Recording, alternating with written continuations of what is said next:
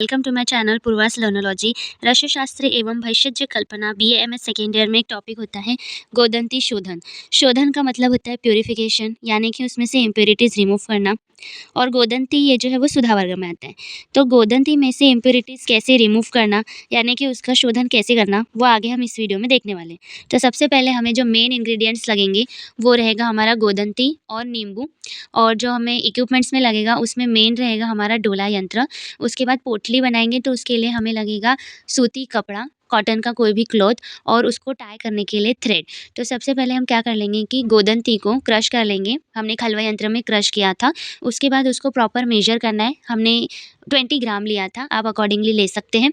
उसके बाद फिर उस गोदंती को आपको मतलब उसको क्लॉथ में लेकर उसकी पोटली बनानी है। तो वन साइड थ्रेड में नॉट बांधकर फिर उस पोटली में आपको उस थ्रेड से टाई करना है। और फिर जो ऊपर का जो पोर्शन रहता है उसको भी थोड़ा राउंड राउंड करके फोल्ड करके उसको भी दूसरे थ्रेड से बांध लेना है। अब ये जो पोटली है वो बहुत ज़्यादा लूज़ भी नहीं होनी चाहिए और बहुत ज़्यादा टाइट भी नहीं होनी चाहिए। प्रॉपर्ली इसका टाइंग करना है, क्योंकि ये सबसे मेन है। अगर ये खुल गया तो हमारा सब मटेरियल वेस्ट हो जाएगा। इस तरह से पोटली बनाने के बाद ऑन द अदर साइड हमें नींबू को काट कर उसका रस निकाल लेना है और उसको छान लेना है, ताकि उसमें उसके सीड्स ना रहे। और फिर उसको हमें डोला यंत्र में ट्रांसफ़र करना है नींबू के इस रस को, और उसमें हमें पोटली टाई करनी है।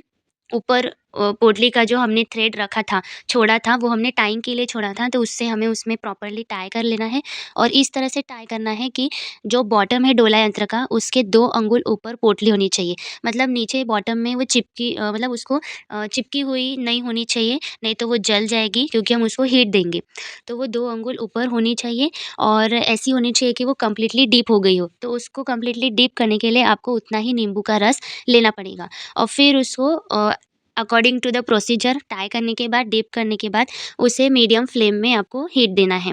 और पहले हाई फ्लेम में आपको हीट देना है, और जैसे ही पहला उबाल आता है उसके बाद आपको फ्लेम जो है वो मीडियम कर लेना है या लो फ्लेम कर लेना है, और उसमें आपको उसको पकाना है। फिर पकाने के बाद उसमें से पोटली को निकाल कर, खोल कर उसको आपको एक प्लेट में ले लेना है। जो आपकी गोदंती जो शोधित हुई है उसको प्लेट में लेने के बाद उसको वार्म वाटर, गर्म पानी से वॉश कर लेना है। और वॉश करने के बाद कुछ इस प्रकार आपकी शोधित गोदंती दिखती है। अब हम गोदंती को शोधित क्यों करते हैं? सिर्फ़ गोदंती को ही नहीं, बाकी और चीज़ों को शोधित क्यों करते हैं?